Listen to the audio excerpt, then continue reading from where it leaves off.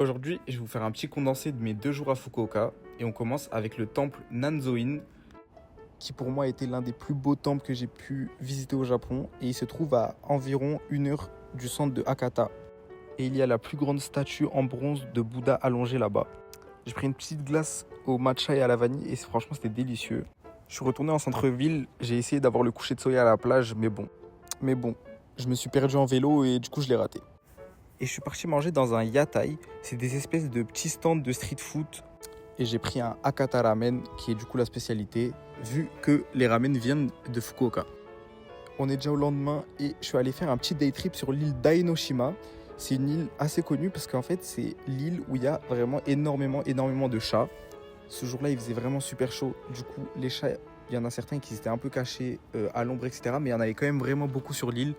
Ils sont assez gentils et tout, ils se laissent caresser, ils n'ont pas peur, ils ont l'habitude des humains. C'est une petite île de pêcheurs, j'ai pu parler avec eux et tout, et franchement c'était cool. Regardez-moi ce lancer de fou. Et ensuite, je me suis chauffé à faire le tour de l'île. Ça m'a pris un peu de temps, mais j'ai pu voir des paysages vraiment beaux. Donc voilà, c'était vraiment juste super long et la chaleur c'était vraiment insoutenable. Là, je suis tombé sur un banc rang mythique qui nous donnait cette vue juste incroyable.